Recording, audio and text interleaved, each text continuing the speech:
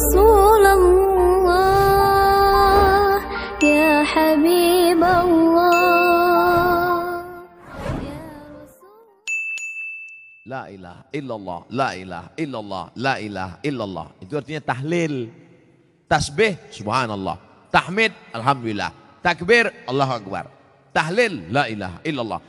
Man halala, siapa yang mengucapkan tahlil. Summa ahda sawabahu ilal mayyit. Kemudian tahlil itu dihadiahkannya kepada si mayit, orang mati. Yantafi'u bihi, pahalanya sampai dan orang mati itu dapat manfaat. Begitu kata Imam Ibnu Taimiyah dalam kitab Majmu' Fatwa Ibnu Taimiyah. Kenapa Ustaz pilih pendapat Ibnu Taimiyah? Karena yang banyak melarang-melarang nih sekarang anak-anak buahnya Ibnu Taimiyah. Paham? Padahal Imam Ibnu Taimiyah dalam Majmu' Fatawa mengatakan siapa yang mengucapkan tahlil dihadiahkannya pahalanya pada yang meninggal sampai. Kalau dimasakkannya bubur kacang hijau. Kenapa Ustaz tiba-tiba ingat bubur kacang hijau? Oke, bubur jagung kalau gitu. Lalu kemudian dihadiahkannya pahalanya untuk almarhum. Sampai apa tak sampai? Sampai. Mana dalilnya? Mana? Kata Sa'ad, ummi matat, makku mati. Afa atasaddaqu anha? Kalau aku bersedekah, pahalanya sampai tak untuk emakku? Kata Nabi, tasaddaq, sampai. Sedekah enggak? Sedekah. Ayu sadaqatu afdal. Apa sedekah yang paling afdal? Kata Nabi, saqyul ma'. Sedekah yang paling afdal mengasih air minum. Kalau air minum saja sampai, apalagi gulai baung. Artinya sedekah sampai. Sedekah sampai. Tahlil sampai. Apa lagi? Bacaan Quran. Yasin wal Qur'anil Hakim innaka laminal mursalin. Sampai apa tak sampai bacaan Quran pada orang meninggal dunia? Sampai. Bacaan Quran untuk orang meninggal dunia sampai. Mana dalilnya? Ketika Nabi SAW melewati suatu makam, diambilnya pelepah korma, ditusukkannya ke makam itu. La'allallaha an yukhaffifa adzabahuma ma lam yaybasa. Tasbih pelepah korma sampai pada orang yang meninggal. Apa komentar Imam Nawawi dalam kitab Majmu', dalam kitab Al-Minhaj Syarah Sahih Muslim Ibn Al-Ajjaj?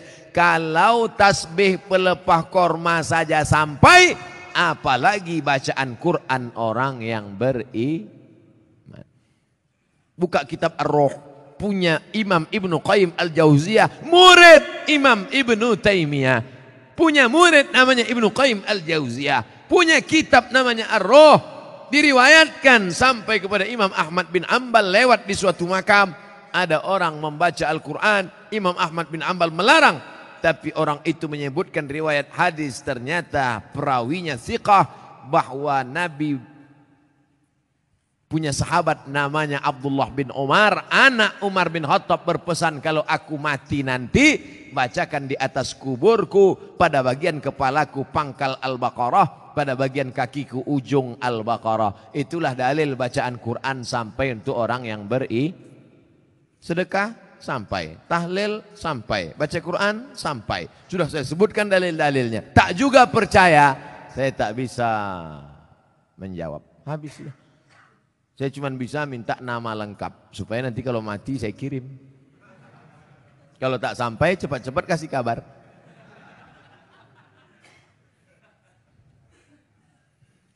Mengazankan anak baru lahir itu apa dalilnya Pak Ustadz? Nabi mengazankan ke telinga Sayyidina Al-Hasan, anak Fatimah radhiyallahu anha, adzana shalah, bunyinya seperti azan waktu azan salat.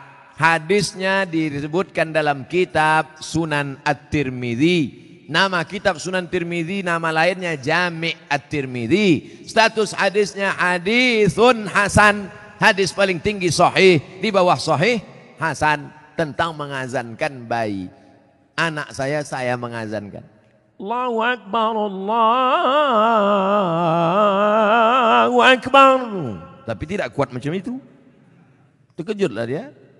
Nah, Makanya bapak ibu yang hamil sekarang istrinya nanti bapak azankan. Tapi yang anak sudah lahir tak usah azankan lagi. Ini anak udah semester 2. Balik dari sini, sini sebentar. Allahu Akbar. Apanya ayah ini gitu.